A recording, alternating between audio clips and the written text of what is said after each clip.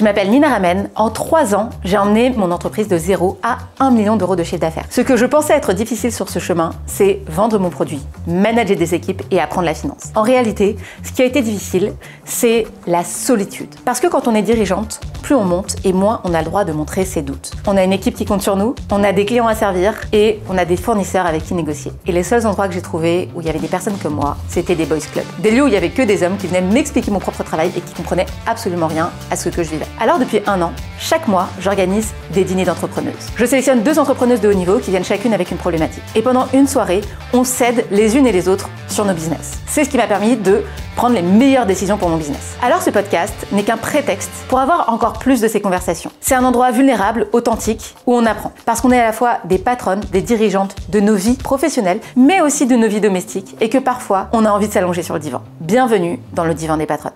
Sarah est graphiste indépendante. Il y a 2 mois, elle a finalisé le branding complet pour une cliente. Logo, charte graphique, template, tout était validé. Mais aujourd'hui, elle regarde son compte pro. 3 000 € manquent à la paie. Elle fouille ses emails, sauf que la facture est bien partie. Alors elle relance. 1 fois, 2 fois, rien. Elle appelle, boîte vocale. Donc elle commence à stresser. Ses charges tombent, ses prestataires attendent pour être payés. Et elle a plus de solution. Ce matin-là, Sarah appelle sa banque, Hello Bank Pro. Le conseiller la met immédiatement en lien avec l'assistance juridique incluse dans son offre. En quelques heures, elle obtient une action concrète et une mise en demeure est envoyée. 3 jours plus tard, son paiement arrive. Et c'est pour ça que j'ai choisi Hello Bank Pro comme partenaire de cette saison. C'est une banque qui connaît la valeur des entrepreneuses qu'elle accompagne et qui les aide à se protéger.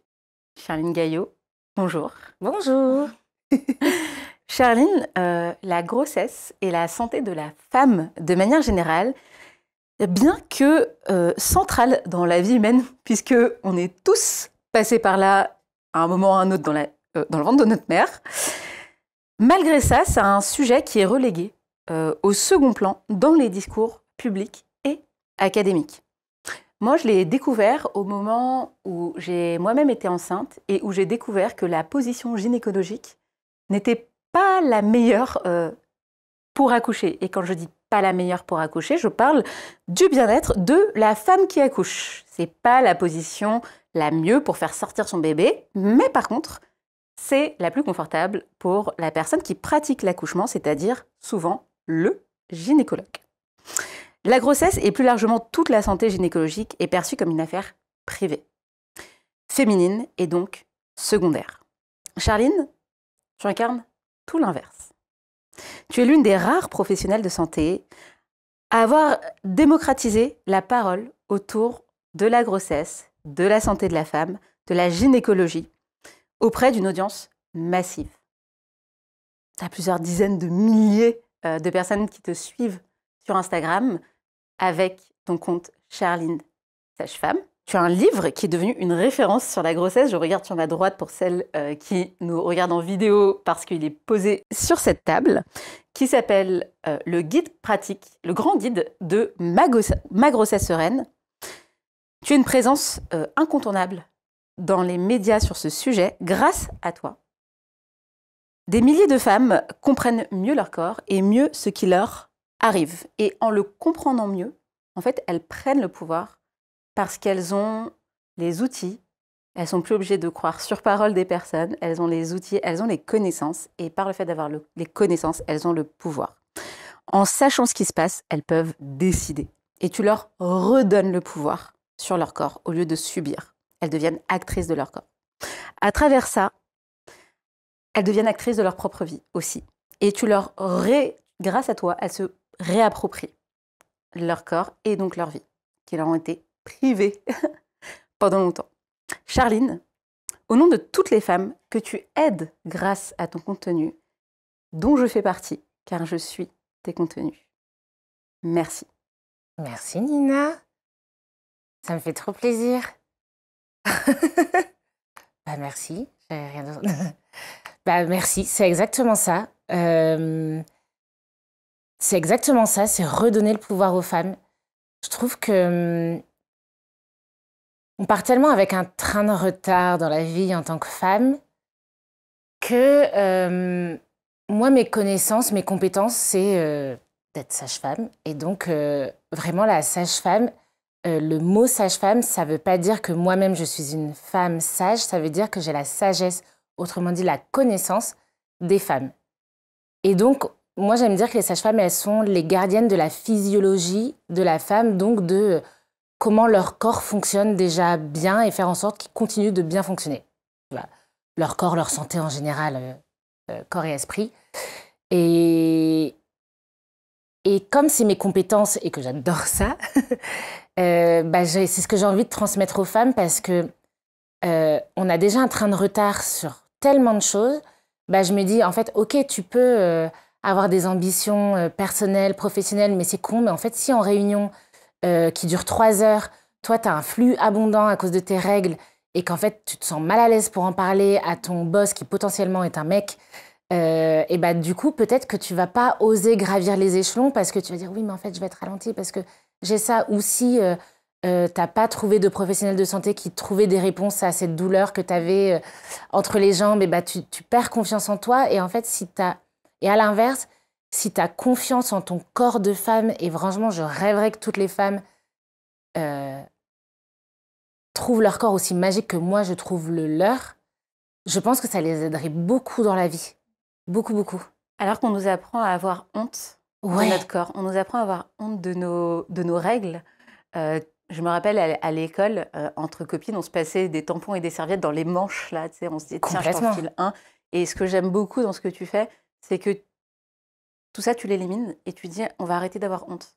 On va arrêter d'avoir honte de qui on est. Et indirectement, on va arrêter d'avoir honte de nos sujets de santé. Mais indirectement, ce que tu dis, c'est on va arrêter d'avoir honte de qui on est. Tout ce qu'on cache, c'est qui on est. Exactement. Pour la petite histoire, quand tu parles des règles, en fait, c'est de là où tout a commencé parce que moi, j'étais la première de mes copines à être réglée en 6e. Okay. Et quand tu es en 6e, franchement, moi, j'étais encore une enfant, quoi. Ouais. Et là, je suis réglée et punaise, qu'est-ce que j'avais honte. Et j'avais beau être dans une petite famille de femmes, c'était un sujet tabou et j'étais honteuse même de le dire à ma mère et à ma sœur. Je voulais surtout pas le dire à mes copines. Et je me suis dit que c'était moi qui avais honte parce que j'ai toujours été pudique. Ouais. Sauf qu'en fait, j'ai découvert que c'était pas juste moi et ma pudeur. Vraiment, j'ai toujours eu ce tempérament à pas raconter ma vie. J'ai toujours été assez secrète. Et là, je me dis, oh waouh, en fait, il n'y a pas que moi. Ouais. Et je te jure, ça m'a révoltée. Ouais. Et je me dis, attendez, vous êtes en train de... J'ai 10 ans et on vit tout ça. Ouais. Et personne n'en parle. Mais vraiment, tu sais, cette indignation, comme parfois les enfants, je trouve qu'ils sont hyper pertinents sur des choses illogiques de la société. Et je pense que c'est vraiment ce que j'ai eu à ce moment-là. Parce qu'effectivement, je me sentais honteuse d'avoir mes règles, mais du coup, je me sentais honteuse d'être une femme. Ouais. Et je crois que j'ai passé, à partir de là, des années et des années, encore jusqu'à il n'y a pas si longtemps que ça, à dire, mais moi, j'aurais préféré être un mec. D'ailleurs, on dit garçon manqué, on ne dit pas fille manquée. Bah oui. C'est bien, ça montre bien que qu'il y en a un qui est quand même plus enviable, c'est-à-dire d'être un garçon que d'être une fille. C'est ça. Et je n'avais pas prévu de te poser cette question, mais quand tu as découvert que toutes tes copines vivaient la même chose que toi, tu as parlé de l'émotion qui s'est jouée en toi à ce moment-là. C'était quoi l'émotion, en fait, quand tu as découvert ce truc-là ? Alors, pour le coup, quand j'ai eu mes règles, mes copines ne vivaient pas encore la même chose. C'était plutôt genre les femmes, tu vois. Okay. Donc là, j'étais... Là, t'avais honte. J'ai eu honte et ensuite j'ai été révoltée. Ouais, c'est ça, c'est la révolte. J'étais en colère. Ouais. Ensuite, quand mes copines ont commencé à avoir leurs règles, c'est là où j'ai commencé à me sentir utile. Parce que du coup, j'ai commencé à pouvoir leur transmettre ce savoir. Okay. Et à leur dire, mais non, mais t'inquiète pas, moi je sais. Enfin, c'est con, tu vois, mais moi je les avais depuis la 6e. Si tu les as en 4e, je sais, non, mais attends, moi je sais. Ça fait 2 ans. Ça fait 2 ans, je te passe ça, nanana. Et je trouvais ça même un peu marrant d'en parler. Je me souviens qu'en 5e, avec mes potes mecs, on se posait un peu toutes les questions tabous et je leur disais des trucs sur les règles et eux, ils me disaient des trucs sur les garçons et machin. Et je trouvais ça rigolo. J'avais l'impression, en fait, de braver un interdit, tu vois, de parler de ça. Donc, ouais, ça a été de la révolte. Et si je continue la petite histoire, en 3e, donc, il faut imaginer année peut-être 2004, un truc comme ça, je lance un Skyblog anonyme où je donne des informations sur la santé des femmes. On est sur le dossier là. Donc, ne croyez pas tout ce que vous lisez sur Internet. C'est clair. Parce qu'il y a peut-être une ado de 3e derrière. C'est clair. Mais c'est pour te dire que non, vraiment, j'étais révoltée. Wow. Et je me disais, mais attendez, enfin, genre, personne va en parler. Ouais. Et du coup, j'ai une question qui est liée à ça, que j'avais pas prévu de te poser, mais que je vais aussi te poser, qui est... Si tu veux, j'arrête de parler. Non, j'adore. Non, pas du tout, parce qu'on est encore dans l'introduction. À quel point tu penses que la colère est un moteur? Oh, waouh, c'est ouf que tu me poses cette question. C'est une bonne émotion. Et déjà, premièrement, à quel point tu penses que la colère est une bonne émotion? Et à quel point tu penses que c'est un moteur qui t'a amené, qui a été la cascade, le début de cette cascade? Eh ben, écoute, c'est drôle parce que là, quand tu m'as dit quelle émotion et que je t'ai dit j'ai été révoltée, ça m'a surpris moi-même. Parce que c'est exactement ce que je suis en train de travailler en ce moment avec ma psy, la colère. La colère n'a pas du tout eu beaucoup de place dans ma vie. Pas du tout, du tout, du tout. Je suis, tu sais, parfois on a l'impression qu'on parle de concept comme si ça ne touchait personne, alors que moi je suis typiquement le concept de la bonne élève, la fille sage qui veut surtout pas faire de vagues, qui veut pas déranger, qui veut pas embêter les autres avec son trop plein d'émotions, qui veut pas peiner les autres si elle se met en colère. Et du coup, j'ai pas laissé beaucoup de place à la colère, de part pour ne pas risquer de faire de la peine à certaines personnes, d'autre part de peur qu'on m'aime pas. Mais mine de rien, en grandissant, tu vois, tu conscientises ça et du coup, tu te dis que tu vas laisser plus de place à la colère. Pour autant, ensuite, c'est ajouté l'empathie. Et j'ai une très grande empathie. Et je vois tellement derrière la colère des gens, par exemple, ce qui peut provoquer ça, que finalement, quelqu'un qui a un acte qui m'énerve, je vais tout de suite réussir à le transformer en disant « bah oui, mais cette personne souffre, etc. » Et donc, ce qui fait que mon empathie va tellement vite qu'elle ne me laisse pas le temps d'exprimer ma colère, ce que je ne pensais pas être un problème, parce qu'au final, je me sentais bien avec mon empathie. Tout le monde est merveilleux. C'est la société qui rend les gens moins merveilleux. Mais du coup, j'allais très bien. Et parfois, tu sais, dans la vie, tu sens qu'il y a un truc qui bloque, mais tu sais pas quoi. Et j'ai commencé l'EMDR avec ma psychologue. Okay. Donc, tu vois ce que c'est? C'est la thérapie où on te fait suivre quelque chose avec les yeux, ce qui permet que ton conscient soit pris par cette information et la psy parle à mon inconscient. Parce que je me dis, bah, je sens qu'il y a des trucs qui sont bloqués, mais... Et je te jure, au bout de la 3e séance, j'arrive dans son cabinet. Comment ça va, Charline, depuis la dernière fois? Et là, je vide ma colère, comme si je vomissais. Et ouais, ça m'énerve. Et je crois que je lui ai balancé des trucs qui m'énervaient, mais dans la vie, des injustices. Parce que, pour revenir à ta question, j'ai souvent pensé que la colère... J'ai jamais trop compris cette expression colère saine. Je la comprends en théorie, mais je la ressens pas du tout dans mon corps. Parce qu'en fait, moi, quand je suis en colère, je me sens juste mal. Et égoïstement, j'ai d'abord envie de me sentir bien. Et donc, j'ai toujours trouvé des stratégies pour me sentir bien. Et donc, si je me sens en colère contre quelqu'un, l'empathie va me permettre de pas rester en colère. Le fait de pas tout le temps... Enfin, tu vois, il y a plein de choses que je trouve injustes dans le monde. Et ben, ma stratégie, c'est d'agir. Donc, en l'occurrence, mon combat, c'est l'information pour les femmes. Et j'ai du mal, du coup, à me renseigner sur d'autres injustices parce que je me sens trop impuissante et je n'arrive pas à le gérer. Donc, j'ai du mal et j'apprends à me dire que juste vomir cette colère dans le bon endroit, en safe place, il y a du bon. Mais quand je te dis que c'est tout nouveau, ça veut dire qu'à l'heure où je te parle, je la prends depuis 3 semaines. Hein. Donc, on est sur un sujet d'actualité. Trop bien. Merci de partager ça. Je partage énormément ce que tu viens de dire. Je pense que la colère est un enjeu pour les femmes. Je pense qu'on nous a privés de cette émotion, qui pourtant est très utile. Puisque la colère et le sentiment d'injustice, comme tu l'as vécu, est un moteur d'action. Oui. Puisque c'est la colère, l'indignation, qui, quelque part, t'a fait dire « Ok, je suis hyper en colère que vous viviez ça, et puis en fait, je vais vous transmettre. » Et donc, un peu comme toutes les émotions ont leurs utilités dans notre cerveau, la colère est une des émotions qui fait passer à l'action. Et pour te faire un retour d'expérience sur ça, parce que c'est un sujet qui m'intéresse beaucoup et je pense qu'il va intéresser nos auditrices, je suis moi-même dans cette relation d'ambivalence avec ma colère, jusqu'à ce que je tombe, et je le recommande, sur le spectacle de Swan Périssé. Mais oui, et je l'ai vu aussi.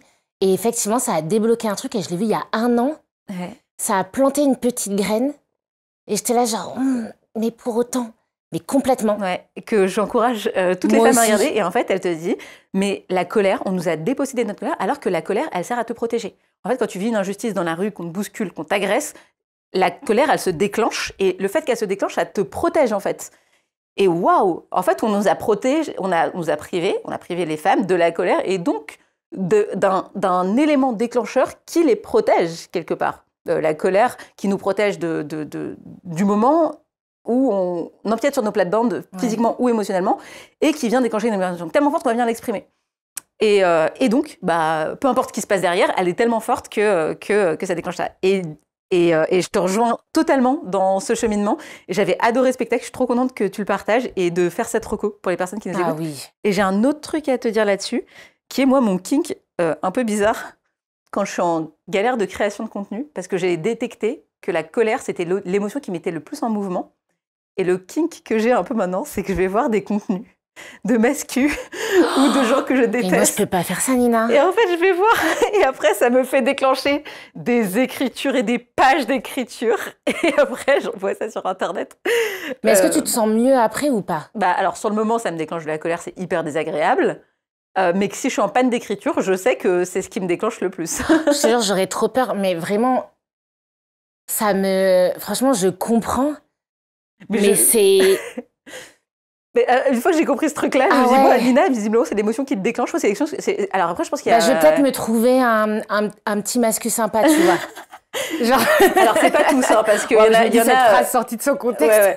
Non, c'est pas tout ça. C'est vraiment pas tous, parce qu'il y a des sujets, des trucs hyper sexistes qui sont dits et tout. Mais enfin bon, voilà, c'était un peu le truc qui me venait après ce spectacle. Ce qui pourrait être tolérable pour moi, ce serait genre un peu les coachs love. Oui, voilà. Voilà, ça, je me dis, c'est un peu énervant, mais un peu rigolo. Et quelle est l'antithèse que j'ai envie de créer? Oui. Enfin, en tout cas, moi, je me dis, ça me déclenche une action parce que je me dis, ça m'énerve tellement que j'ai envie de créer l'antithèse de ce truc-là. Oui. Et bon, bref. En tout cas, merci de partager ça parce que je pense que c'est une ambivalence et on s'interdit de se mettre en colère. Et alors, en plus, Nina, c'est que je me suis rendu compte de ça, notamment lors d'un stage de théâtre que j'ai fait il y a quelques mois. Je vais voir ma prof de théâtre et je lui dis oui, moi, cette semaine, j'aimerais bien explorer la colère parce que dans le jeu, parce que je sens que je suis tellement pas sincère, tellement j'ai du mal à y aller. Elle me dit bah oui, ça, les femmes, voilà, comme ce qu'on vient de dire. Et je lui dis bah oui, surtout quand on est sage-femme. Ah, waouh! Et c'est qu'en fait, depuis, en fait, je me rends compte qu'en fait, j'ai l'impression que j'essaie de sortir ma colère et que là, je me sens confrontée au mur de l'image de la sage-femme bienveillante, accueillante, rassurante, tu vois, et voilà. Et la question que j'ai envie de poser, et tu n'es pas obligée d'y répondre du tout, c'est en quoi être en colère fait de toi une meilleure sage-femme? Oh là là. Tu n'es pas obligée d'y répondre. Je pense aussi que c'est parce que j'ai une image de la colère où vraiment je m'énerve, mais parce que comme je me retiens, j'imagine en train de dire mais putain, vous me faites chier, tu vois. Et d'où la question, en quoi être en colère? En vrai, ça m'aide à poser mes limites. Ça m'aide à poser mes limites. Ouais, mais non, mais c'est vrai. Ouais. C'est dans des... Et comme là, souvent, il y a l'empathie qui revient. Ouais. Et plein de fois, j'ai pas posé mes limites en disant oui, mais enfin, Charline. Et puis, tu sais, les sages-femmes, en plus, on n'est pas hyper nombreuses. Il y a une pénurie de gynéco, de sages-femmes. Les gens galèrent à consulter. Et quand toi, tu te dis mais non, mais en fait, là, moi, il faut que je diminue mon temps de travail parce que ça te met en colère, parce que le système, t'es pas suffisamment payé, parce qu'il y a plein de trucs. Et là, tout à coup, tu penses à tes patientes, tu penses à ces femmes qui ne vont pas, qui galèrent à consulter ou qui n'ont pas de solution. Ouais. Oui, et vraiment, tu vois, pour contrecarrer mon empathie, j'essaie de... C'est drôle parce que je pense que je suis quelqu'un de humble, mais un jour, sous l'un de mes posts, il y a quelqu'un qui m'a dit, quand je parlais de ma difficulté à pas répondre à toutes les demandes, quelqu'un qui m'a dit, bah oui, un jour, on découvre qu'on n'est pas Dieu. Je trouvais ça un peu violent. Mais en fait, je trouve que c'est très juste. Je trouve que parfois, quand on est tellement porté, tu vois, c'est vraiment mon cas, il y a quelque chose de très, très, très viscéral dans mon envie, dans mon besoin même d'aider, De servir. Ouais, et de régler certaines... Enfin, je peux pas rester les bras croisés face à certaines choses, que je dois me rappeler que je suis une humaine pour me féliciter de ce que je fais, chose que je n'arrive pas du tout à faire, tu vois. Parce que j'ai des ambitions bien plus hautes, bien plus hautes, tu vois. Et pour continuer de faire ça encore plus longtemps, finalement. Oui, bah, du coup, il faut que je pose mes limites pour continuer de faire ça plus longtemps. Parce qu'effectivement, le militantisme au sens large, c'est épuisant. Ouais, c'est ça. Franchement, quand je vois parfois sur les réseaux ce que les militants prennent, peu importe le sujet, tu vois, c'est jamais suffisamment. Mais je me dis, mais attends, mais la fatigue d'informer sur les droits des femmes, l'écologie, même quand tu es imparfait, en fait, je me dis, c'est quoi, disons qu'on est tous les pièces d'un puzzle et que chaque parole est bonne à prendre, en fait. Ça peut pas reposer sur les meilleures féministes, entre guillemets. Et d'ailleurs, il n'y a pas de bonne féministe, il y a ce fameux livre qui est écrit Bad Féministe. Mais oui. Et voilà, c'est épuisant, en fait, de défendre une cause, c'est épuisant. Donc, d'où l'objectif, on est parti un peu loin, mais de poser ses limites, et je trouve c'est hyper intéressant que tu parles de ça. Merci pour cette introduction. On passe à 6 questions que je vais te poser, qui incarnent un peu chacune des facettes de ma vie, des valeurs qui me sont chères, et que j'ai envie de poser parce que pour moi, c'est des questions qui permettent de mieux te connaître, sans dire le truc, qu'est-ce que tu fais dans la vie, etc. Enfin, un truc un peu classique. Très bien. Alors, attends, du coup, c'est genre réponse courte? Oui, réponse assez courte. Ouais, assez courte. Réponse assez courte. Qu'est-ce que tu fais au quotidien pour cultiver ton bien-être? Au quotidien, pour cultiver mon bien-être, j'essaie de dormir 8 heures par jour. Et comment tu fais pour t'assurer que tu dors 8 heures par jour? Eh ben, je dors pas avec ma montre connectée, mais sur mon réveil, sur mon iPhone, je peux mettre l'heure à laquelle je me couche et mon réveil quand il sonnera. Et donc, je mets toujours mon réveil quand je me couche. C'est quasiment la dernière chose que je fais. Et comme ça me dit combien de temps j'ai dormi. Et souvent, je me réveille à mon réveil et je me couche quand je mets mon réveil. C'est vraiment l'une des dernières choses que je fais. Donc, c'est ton heure de coucher qui détermine ton heure de réveil. C'est ça que tu es en train de me dire? Bah, je sais... Enfin, je vais me coucher selon l'heure à laquelle je vais me réveiller. Ok. Tu vois, je calcule comme ça. Ouais. Si je veux dormir 8 heures, il faut que je me couche à telle heure. Ok. Mais la réalité des choses, c'est que parfois, tu penses que tu le fais et en fait, tu le fais pas. Ok. Et pendant... il y a genre 2 ans ou 1 an, je sais plus. Ouais, il y a 2 ans, j'étais épuisée. Je me dis, mais je comprends pas, je dors beaucoup. Et j'ai commencé à faire ça, ce que je suis en train de te dire. En fait, c'est pas un réveil, c'est un minuteur que tu mets. C'est ça que tu dis? Ben c'est pas un minute, c'est un réveil, mais tu mets l'heure de coucher. D'accord, ok. Enfin, vraiment, je sais plus où j'ai trouvé ça, mais dans l'application réveil d'iPhone, j'ai rien téléchargé. Ok. Il y a un truc qui s'appelle gestion sommeil, un truc comme ça. Et donc, c'est pas le réveil classique que je mets, c'est mon programme sommeil qu'en fait, je change manuellement. Ok. Et donc, j'étais crevée il y a genre 2 ans, et je me dis, mais je comprends pas, je dors suffisamment. Et là, je regarde, à l'époque, j'en mets avec ma montre connectée, et je vois que je dors moins de 6 heures par nuit. Oh. Et je me dis, mais à quel moment, Charline, tu dors moins de 6 heures par nuit? Enfin, c'est pas normal. J'étais persuadée de dormir plus. Persuadée. Et en fait, tu t'en rends pas compte parce que tu te couches un peu plus tard, etc. etc. Donc, en fait, je vérifie que je dors. Ce qui ne se mesure pas ne s'améliore pas, en fait. Donc, déjà, prendre conscience de combien de temps tu as dormi. Trop bien. Je dors, je mange bien et je bois beaucoup d'eau. La base, et je m'entoure de personnes qui me font du bien. Quelle est ton habitude préférée? Moi, je suis quelqu'un des habitudes. Ça me structure beaucoup dans ma vie. Je pense que... Enfin, j'adore avoir des habitudes. Le dimanche, je fais toujours un brunch avec mes copines. J'ai toujours des choses que je fais tous les matins dans un certain ordre. Ça me fait beaucoup de bien, ça m'aide. Est-ce que toi, tu as une habitude préférée, bonne ou mauvaise? considérées comme bonnes ou mauvaises? J'adore les habitudes aussi, c'est pour moi des doudous. J'ai une petite nature quand même un peu anxieuse, donc j'ai plein de petits trucs dans ma vie qui sont des petits bonheurs tout le temps. Dans ma tête versus ce que je fais vraiment. Bonne ou mauvaise? Non, ça peut être un truc un peu inavouable. Hein. Non, franchement, ma bonne habitude, et là, c'est aucune contrainte. En ce moment, je me suis mise à la cohérence cardiaque. Avant, je faisais de la méditation le matin, un peu en mode Miracle Morning.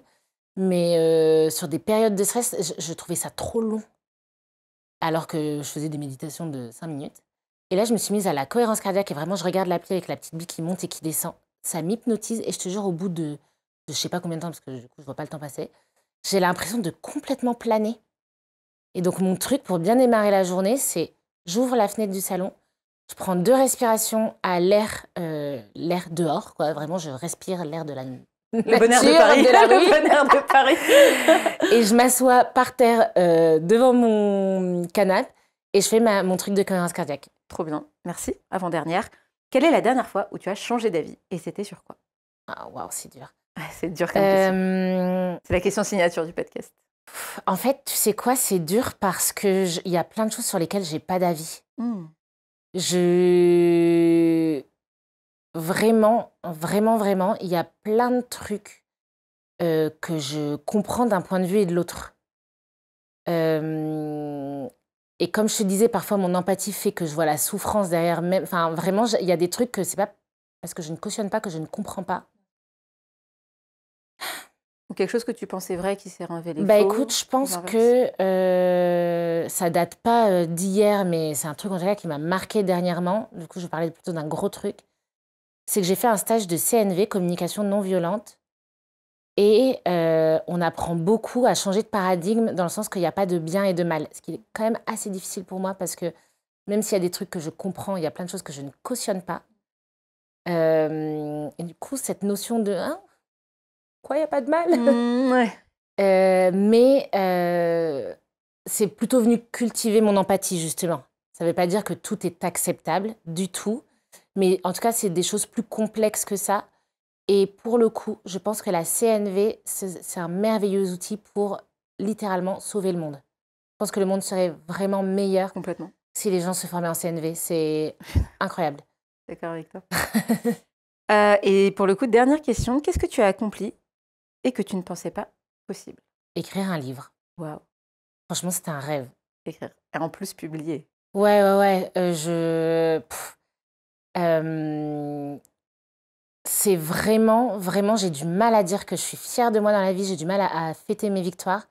Mais mon livre, je l'aime de tout mon cœur. Oh, waouh, j'adore. Vraiment, ça a été un travail de dur labeur. Il s'est écoulé 3 ans entre la discussion avec la maison d'édition et la sortie du livre dans les librairies.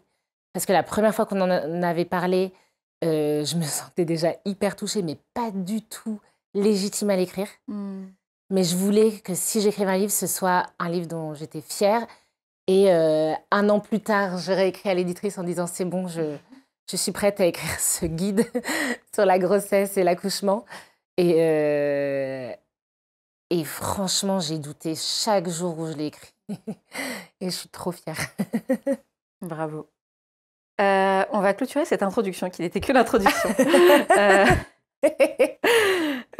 Charline, on va passer à la première partie qui est un peu ce que j'ai envie d'apprendre de toi. Okay. Moi, j'adore fréquenter des femmes que j'admire, dont tu fais partie, et où je me dis waouh, tellement de trucs à apprendre d'elles, et je suis hyper curieuse. Donc, je vais te poser une petite série de questions. Très bien. Si tu es OK avec ça. Et la première question que j'ai envie de poser, tu en as parlé tout à l'heure de pourquoi tu as choisi de parler de santé gynécologique, santé des femmes. Est-ce que tu dates ça de ce qu'on a évoqué tout à l'heure au moment où tu as eu tes règles, ou est-ce que ça a été un autre élément déclencheur d'avoir envie de parler ça, et en tout cas parler de ça publiquement? En parler publiquement, ça date de plus jeune. En tout cas, parler publiquement. Parler publiquement.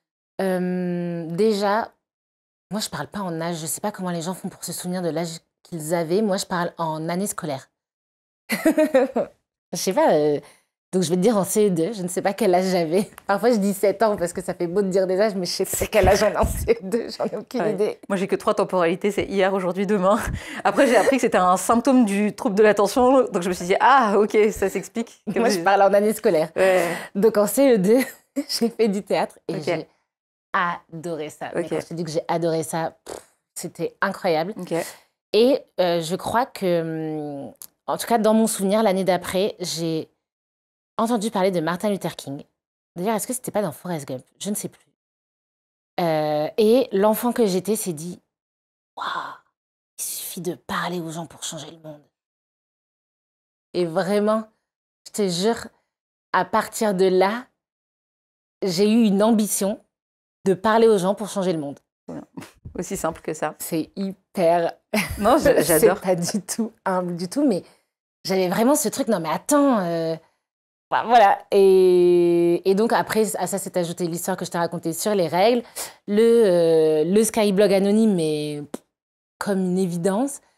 Mais au moment de choisir mes études, je savais pas trop si je voulais partir justement en art ou en santé. Et j'ai choisi la santé.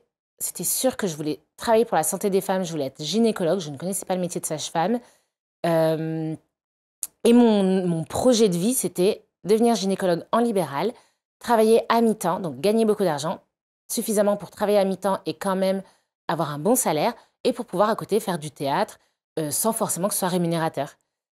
Il s'avère que j'ai pas eu ma P1 médecine, mais ma P1, première année de médecine, première année commune aux études de santé, pas pour la filière médecine, mais pour la filière maïeutique, donc sage-femme. Du coup, mon plan de gagner beaucoup d'argent libéral a été revu à la baisse. Mais c'est pas grave, c'était tout, tu vois.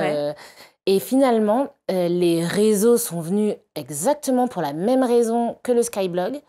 C'est un besoin impérieux de dire des choses. J'avais trop de patientes qui arrivaient aux urgences avec des fausses idées. Et donc, de toute façon, je ne pensais pas gagner de l'argent ou quoi que ce soit sur les réseaux en tant que pro de santé. Donc, c'était vraiment, je me lance et si j'aide une personne, bah, c'est très bien. Et finalement, ça a rempli mon envie artistique. Ouais, c'est ça. Et j'ai perdu le fil de la question. Mais voilà, en fait, après, ça s'est imbriqué comme ça, tu vois. Ma vie est une vague sur laquelle je surfe assez naturellement. Les choses arrivent assez simplement. Et tu dirais que tu as concilié dans le métier que tu fais aujourd'hui, qui est créatrice de contenu sur tous les sujets qui a trait à la santé pour les femmes. Est-ce que tu concilies du coup cet aspect santé et artistique quelque part? Oui. Est-ce que ça vient remplir l'artiste en toi? Ouais, complètement. En fait, pour moi, mon métier, c'est sage-femme. Et parfois, je me vois même un peu comme une journaliste qui tient son média. Tu vois, on parle souvent d'influence, d'influenceuse, etc. Moi, j'ai l'impression d'être... de tenir un journal en ligne en tant que sage-femme. J'ai un peu cette sensation-là. Donc, tu te définis d'abord par le métier de sage-femme, puis le métier de... créatrice, créatrice, média, journaliste. Ouais. Super intéressant. D'ailleurs, tu t'appelles Charline sage-femme, complètement. Ok, trop intéressant.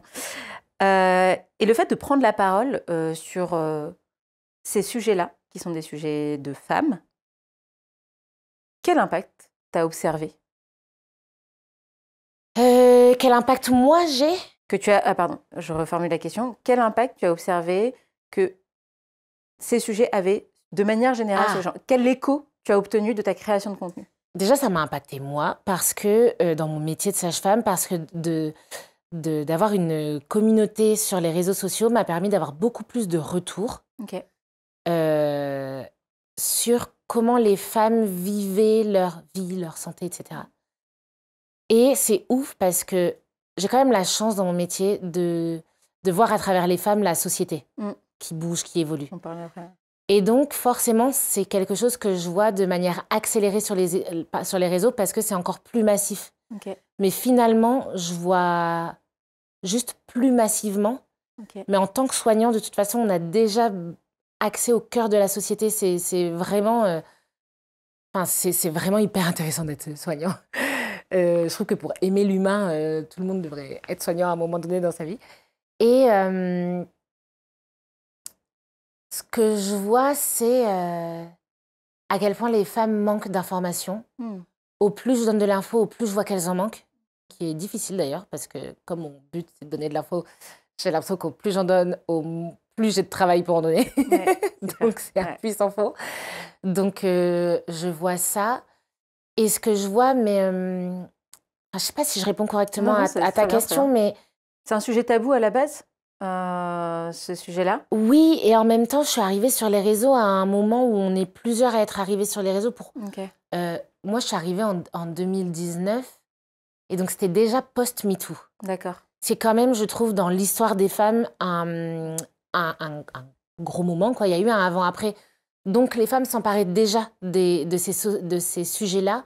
Et donc, je suis arrivée à un moment, en tout cas au moment où je l'ai assumé, parce que j'avais déjà créé un blog en 2017, mais je ne l'avais pas assumé. Enfin, bref. Ouais, j'ai remarqué à quel point c'était tabou, mais c'est ouf comment en 5 ans, je vois que ça l'est de moins en moins, en fait. Ok. Comment tu le vois? Bah déjà, les femmes sont plus informées. Ok, donc dans les questions dans les commentaires, te posent, dans elles ont... comment dire? Elles sont plus actrices. Ok. Elles vont chercher un peu partout, elles vérifient davantage leurs sources. Ce que je vois aussi dans l'évolution, c'est qu'il y a aussi maintenant plus de méfiance vis-à-vis de la parole d'un soignant. Ce que je trouve bien, d'une part, parce que c'est important de remettre en question, de ne pas tout prendre pour argent comptant, dans une certaine mesure, parce que c'est important aussi d'avoir une forme de confiance, confiance qu'on doit gagner aussi, hein, bien évidemment. Ce que je vois beaucoup, en fait, c'est beaucoup de femmes qui souffrent. Beaucoup, beaucoup. Je vois beaucoup de colère, beaucoup de tristesse, beaucoup de femmes qui ne sont pas entendues, qui ne sont pas comprises, qui se sentent seules. C'est vraiment ce que me renvoient les réseaux. Ok. Et est-ce que tu as senti que le fait de libérer la parole, d'être une actrice de la libération de la parole sur les réseaux sociaux, sur un sujet de femmes pour les femmes, est-ce que tu as senti un peu une levée de bouclier? Est-ce que tu sens que parfois tu as alors, soit des commentaires négatifs sur ta création de contenu, soit des personnes qui ne sont pas OK de rendre ces sujets publics? Et bah franchement... Des freins. J'ai pas tant de haters. Ouais. Et il y a je me suis jamais pris de vagues ouais. Sur des sujets tabous tels que le droit à l'IVG, par exemple. Et pour le coup, comme je parle de santé, je parle très peu de moi. Il y a des choses qui, pour moi, ne sont pas des débats. Ok. Si t'es pas d'accord avec le fait que l'IVG est un droit, bah écoute, parle-en aux parlementaires. Mais moi, personnellement, et en plus... Même si je parle en tant que Charline, je parle en tant que professionnelle de santé. Ouais. Et du coup, je soigne tout le monde, j'accueille toute demande. Par exemple, j'ai déjà parlé sur les problématiques autour de la communauté LGBT. Et on m'a déjà dit, enfin, Charline, dans tout le monde, il y a sage-femme, comment tu peux? Et ben, je réponds, et dans ces cas-là, qu'est-ce que je fais en face d'une personne trans qui vient me consulter? Ah bah, désolé, madame, monsieur, qu'est-ce que je dois dire? En fait, non, je soigne tout le monde. Donc moi, j'ai mes convictions personnelles, que je défends aussi, je profite. Mais en fait, je suis soignante, quoi. Donc, on ne peut pas, d'une part, se plaindre que les soignants ne soient pas assez ouverts d'esprit et ne sont pas suffisamment à l'écoute. Et d'autre part, donc en fait, je me trouve très dans mon cadre de déontologie, voire... tu vois, quand je te dis justement, je suis presque un peu trop sage et pas assez en colère, et ben, je trouve que je suis tellement lisse que j'ai pas tant de haters et que je clive pas beaucoup. Mais du coup, il y a certains sujets sur lesquels je me positionne moins. Et parfois, j'aimerais être un peu plus Charline que sage-femme. Super intéressant. J'ai plein de questions à te poser. Mais oui, j'ouvre plein de portes, je suis désolée. Tu ouvres plein de portes, mais j'adore que tu ouvres plein d'onglets comme ça.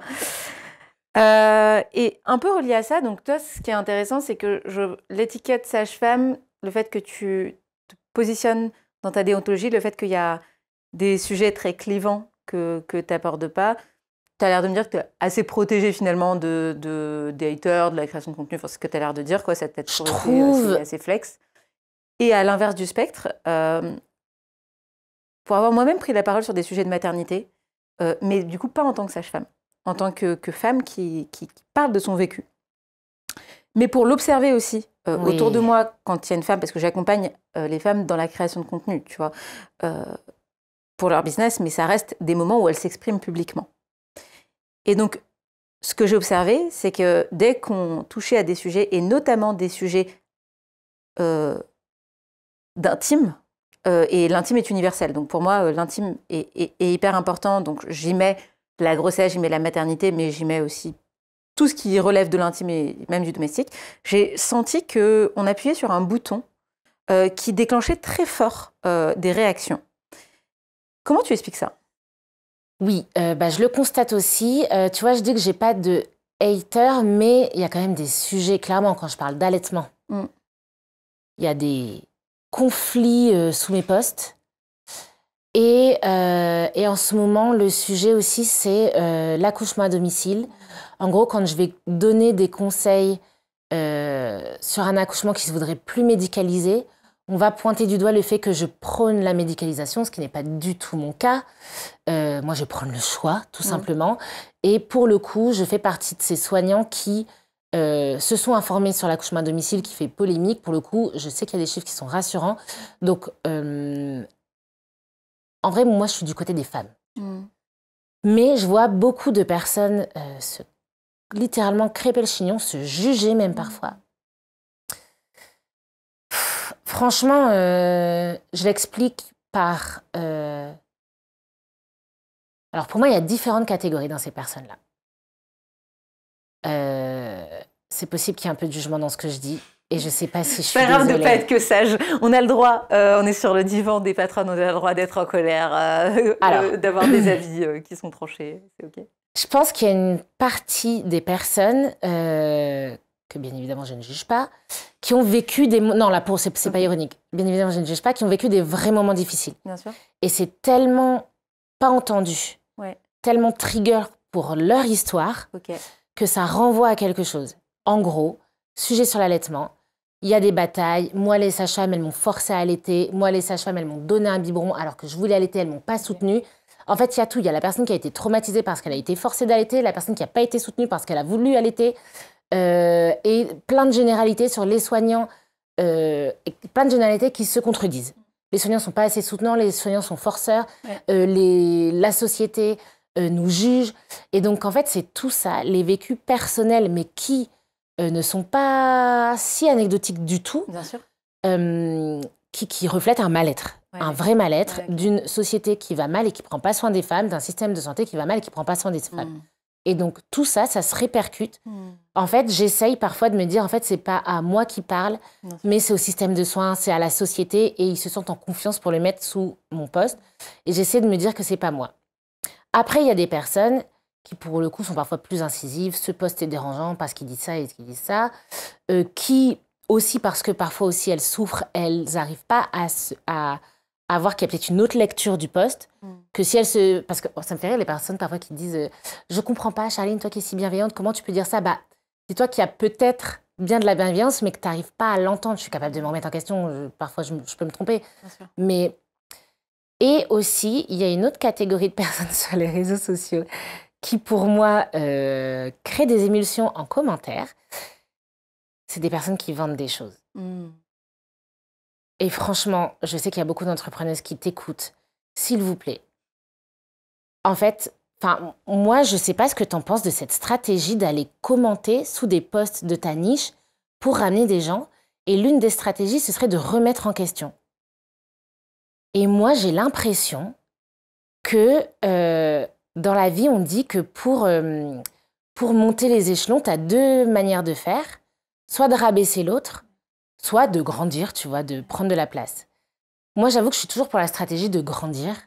C'est d'ailleurs mon comportement face à tous ces masculins, etc. C'est que jamais je vais commenter leurs posts, jamais je vais ça faire leur donne de la visibilité, en plus. Exactement.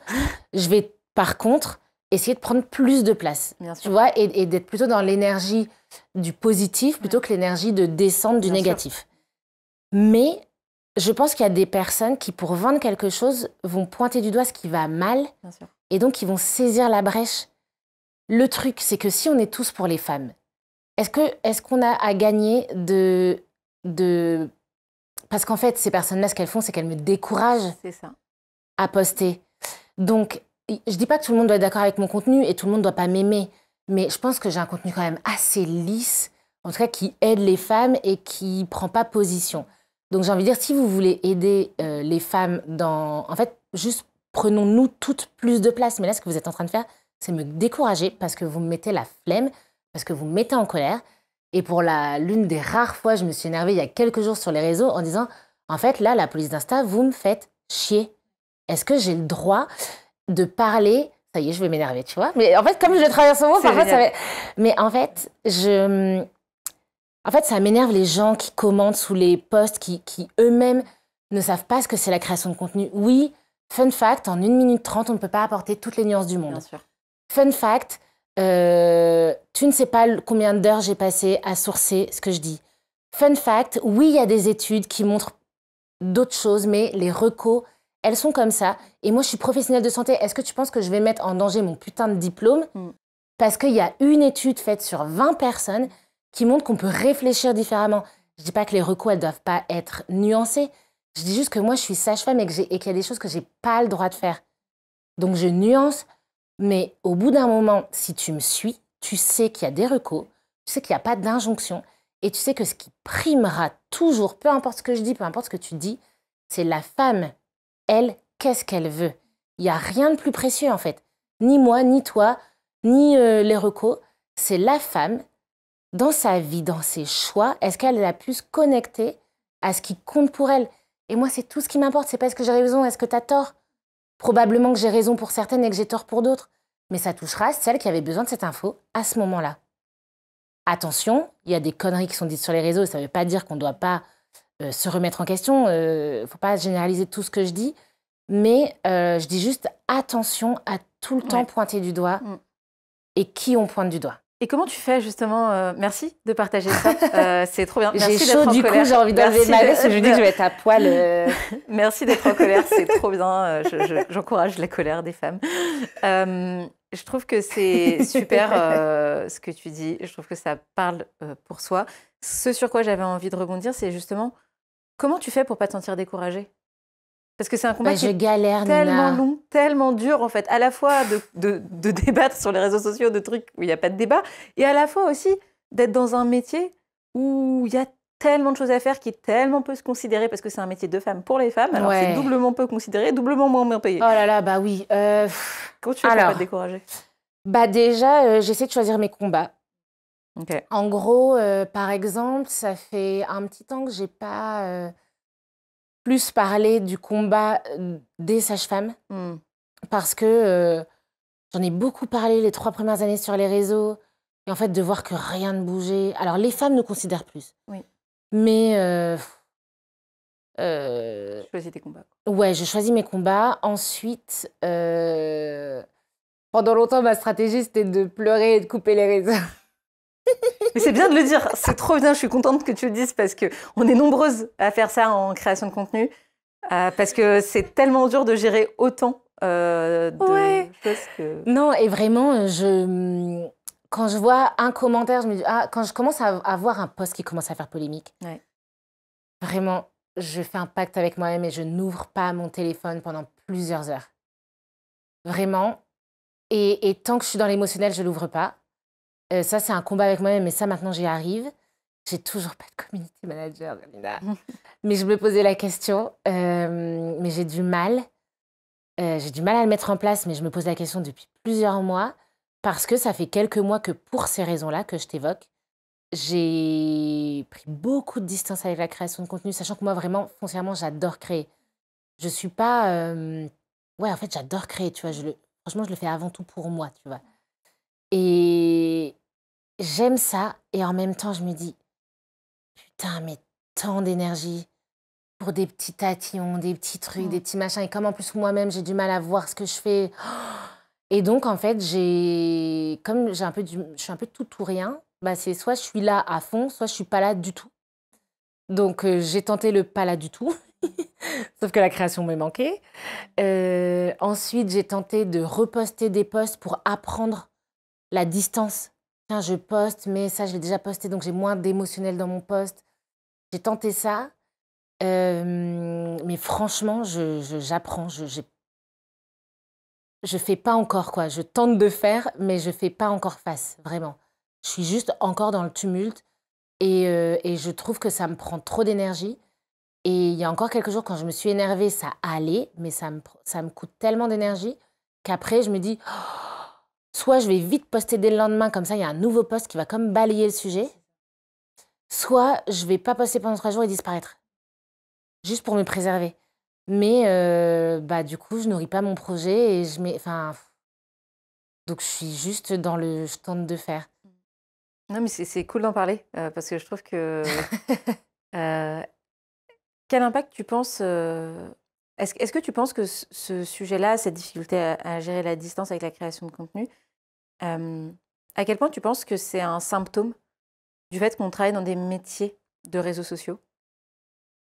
Est-ce que c'est le fait d'être sur les réseaux sociaux qui nous déclenche un peu Je pense que ça ces joue loops complètement. Ouais. Bah, de toute façon, il y a clairement un lien entre le temps passé sur les réseaux et notre état émotionnel. Et Ok. aussi, parfois, au plus on passe du temps sur les réseaux, au plus on peut se sentir vulnérable, plus à fleur de peau, plus irritable. Donc, ça peut jouer. Les réseaux en eux-mêmes sont faits de sorte à ce que la dopamine qui est créée dans notre cerveau, parce que ce commentaire, aussi négatif soit-il, il y a un truc qui donne envie d'y retourner. Et même parfois d'y répondre. Alors après, ça Ouais. rentre dans une loupe. Et ça, vraiment, je pense que c'est vraiment important de comprendre ce qui se joue dans notre corps en termes de santé aussi, Ouais. qu'il y a des choses qui sont au-delà de notre volonté. Et justement, la professionnelle de santé que tu es, qu'est-ce qu'elle dirait à quelqu'un qui dit un peu, qui parle du sujet dont on est en train de parler? Parce que je pense que c'est un sujet qui finalement, enfin moi qui me touche personnellement. Comment est-ce qu'on peut protéger sa santé mentale quand notre métier, Ouais. c'est d'être sur des réseaux sociaux et qu'il y a la toxicité qu'il peut y avoir sur les réseaux sociaux qu'on connaît, c'est-à-dire avoir des haters, avoir des posts parfois qui réussissent et d'autres qui ne marchent pas, et donc mettre notre valeur dans notre nombre de likes, et au-delà de ça, dans l'entrepreneuriat, parce que j'élargis le sujet, Ouais. comment est-ce qu'on peut sortir de la valeur qu'on va s'attribuer sur le résultat de notre chiffre d'affaires, qu'il soit positif ou négatif? Et donc, la professionnelle de santé mentale que tu es, et des femmes qui ont, je pense, aussi cet enjeu de toujours de pas réussir à suffisamment se donner de la valeur parce que la société ne leur a pas donné beaucoup de valeur, et donc à mettre leur valeur dans ce qu'elles vont obtenir de l'extérieur. Et donc ça passe par des likes, ça passe par des commentaires, ça passe par du chiffre d'affaires, ça passe par des choses qui vont venir se projeter. Et ça devient, j'ai la valeur de mon chiffre d'affaires, j'ai la valeur de mon nombre de likes, j'ai la valeur de ça. Et donc ma question est, en tant que professionnel de santé, sur cet aspect de santé mentale, comment est-ce que tu penses qu'on peut s'en sortir? Je sais qu'on pourrait s'allonger sur ce divan pendant très longtemps pour en parler, mais ce serait quoi tes premières clés déjà? Bah déjà, merci pour cette question parce que je me rends compte que je me la suis jamais posée en ce sens. Et tu sais quoi, les soignants, on n'est vraiment pas les meilleurs patients. Les soignants vont mal, hein, ils bossent comme des acharnés, Ouais. ils mangent mal, Ouais. ils dorment mal, Ouais. ils ont un rythme de vie souvent dans tous les sens. Et en t'entendant, je me suis dit, tiens, c'est drôle parce que autant dans ma vie, je mets plein de trucs, mais autant sur les réseaux, quand je repense à moi, surtout il y a quelques années, je me suis pas du tout appliqué des conseils. Et les conseils que je me donne aujourd'hui, je vais presque les chercher plutôt dans des podcasts d'entrepreneuriat qu'en la professionnelle de santé que je suis. Ok, super intéressant. Donc c'est un sujet qui n'est pas encore très adressé en fait. Non, finalement. mais là, je me dis, ok, j'ai une patiente en face de Ouais, moi c'est ça. qui me dit, tiens, Charline et tout, mais en ce moment, je suis stressée, mais en même temps, bah oui, je vois bien que vous êtes stressée, mais on va parler de votre rythme de vie. Chose que je leur dis. Bah ouais, je leur dirais, limiter le temps d'écran. Vraiment, tu vois, moi, j'ai une application qui me prend 30 secondes avant d'ouvrir mon compte Insta. Clairement, ça me donne la flemme de l'ouvrir de ouf, donc je ne scrolle pas à l'infini. Comment je me sens quand je coupe Instagram? Faire le tri dans les comptes qu'on suit aussi. Parce que moi, je me suis mise, j'ai beau créer, je consomme aussi parce que je m'informe. Donc faire du tri, chose que je ne fais pas, déléguer. C'est pour ça que j'ai honte de donner ce conseil. Pour les personnes qui nous écoutent, on en parlait en off avec Charline et justement on parlait du sujet des haters et de comment on se protège. Et je dis quelqu'un qui nettoie tes commentaires avant que tu passes dessus, c'est pas mal. Mais ok, ouais. Non, mais c'est intéressant comme. Je me rends compte que je fais rien, quoi. Ouais. Et ne pas ouvrir son téléphone au réveil. Ah, ça paraît basique, mais Ouais. ne pas aller sur Instagram au réveil, que ce soit pas la première activité ni la dernière activité. Pour moi, il y a des horaires à partir du moment où c'est un travail, Bien il sûr. y a des horaires de travail. Bien sûr. Ça, moi, j'essaie de me l'appliquer, les Mettre dans horaires ton lit, même faire d'Instagram. les emails dans le lit et tout. Je parle Oui, même et en le sortant. lieu, tout à Ouais, fait. ouais. Dans le lit, les emails et Ouais. tout. Même au-delà de la création de contenu, je pense que c'est même global sur la connexion au travail, en fait. Ouais. Même mon WhatsApp Business, moi, parfois, mon équipe, il m'envoie des messages à 23h et je réponds à 23h. C'est super mauvais, ce que je fais. Et je me rends compte à quel point c'est dur pour moi. On parlait de limites tout à l'heure, mais à quel point c'est dur pour nous de mettre des limites, quoi. Enfin, Pas du moi, tout un j'ai du exemple. mal, tu vois. Et en fait, comme je suis pas un exemple, après, Et en plus, ton équipe, c'est encore pire parce que tu te sens redevable. Tu te dis, oh là là, mais Oui. elle travaille, machin. Et, donc, du coup, après, j'en veux aux autres Ouais. de me contacter à des horaires, alors que... Parce que moi, je sais pas poser mes limites. Ouais, c'est clair, complètement. Et là, je me dis, oh là là, je vais envoyer un message à Charline à 23h un jour. J'espère qu'elle l'appelle mal vécu. J'ai une dernière question à te poser qui est le lien. Tu parles de santé, mais aussi beaucoup de grossesse. Et la question que j'ai envie de te poser sur ça, quand tu vois que les femmes que tu suis deviennent mères, qu'est-ce que tu observes comme changement dans leur rapport à leur vie professionnelle? Et corollaire de cette question, est-ce que ces changements sont choisis ou subis? Clairement, ils sont subis.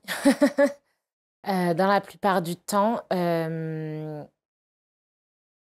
les trouve démunies.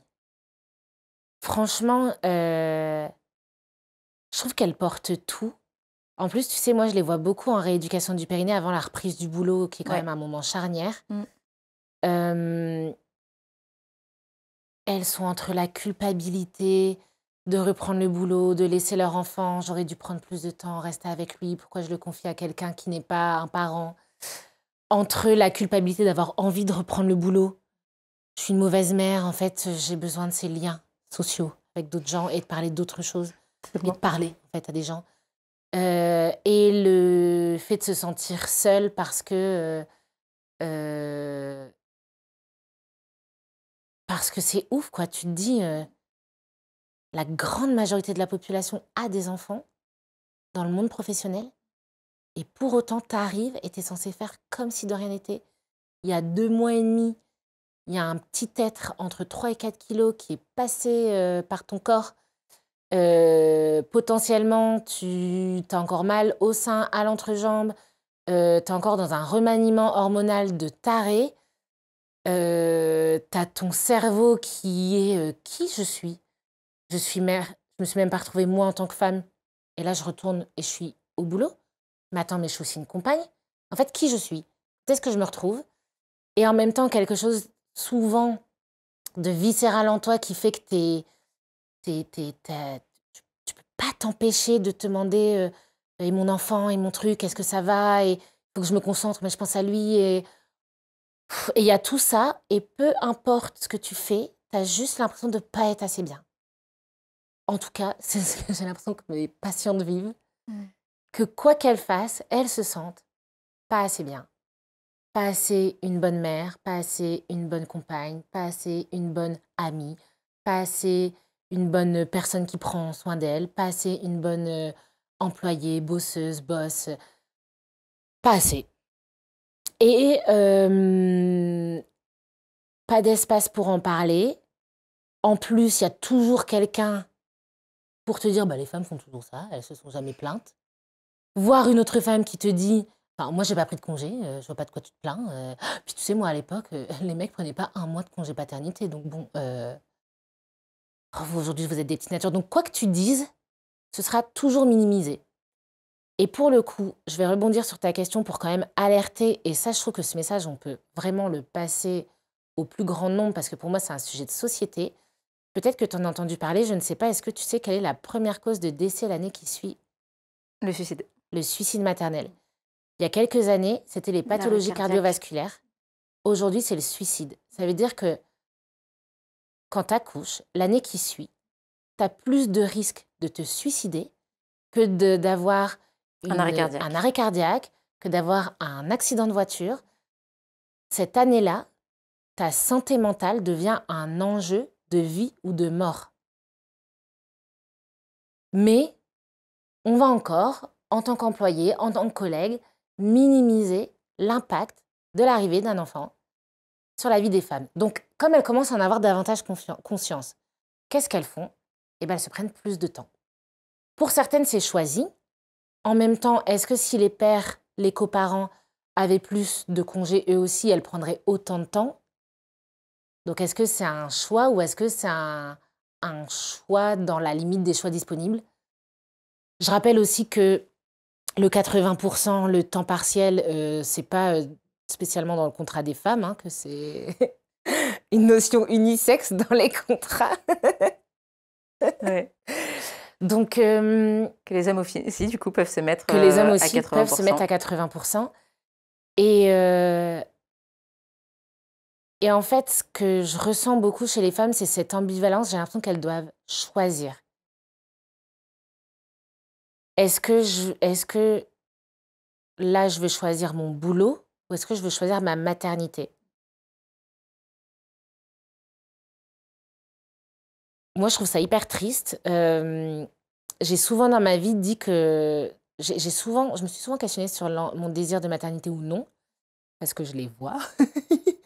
J'ai déjà demandé à des patientes avec qui je m'entendais bien, dites-moi, est-ce que vous regrettez? Et franchement, je lui demandais plus pour moi en tant que femme, tu vois, que moi en tant que sage-femme, est-ce que vous Complètement. regrettez? Comment ça va? Dites-moi, est-ce que vous regrettez? Est-ce que Ouais. vous me déconseillez?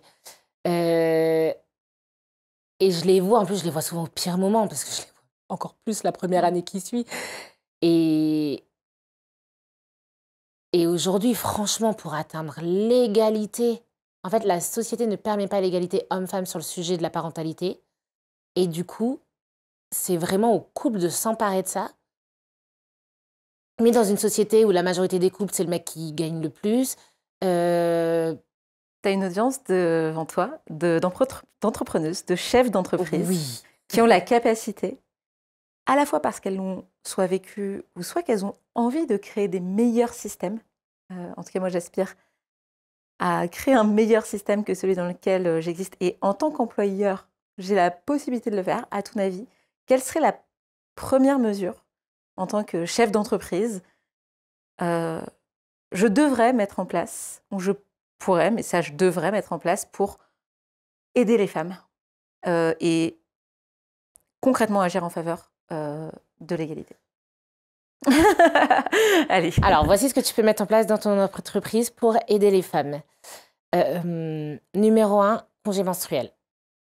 Là, il y a de plus en plus d'entreprises qui les mettent en place. Franchement, il n'y a pas tant de femmes qui les prennent. Elles n'ont pas besoin de justifier. 1 à 2 jours par mois, si besoin. Et moi, je trouve aussi que de le mettre en place, c'est aussi une manière de dire nous ne sommes pas des robots. Donc, pour moi, le congé menstruel, ça peut même profiter bien plus large. Deuxième chose, concernant la maternité, en fait, c'est même pas un truc à mettre en place, c'est de féliciter quelqu'un qui annonce une grossesse. Et pas de lui dire « Ah, comment on va faire ?»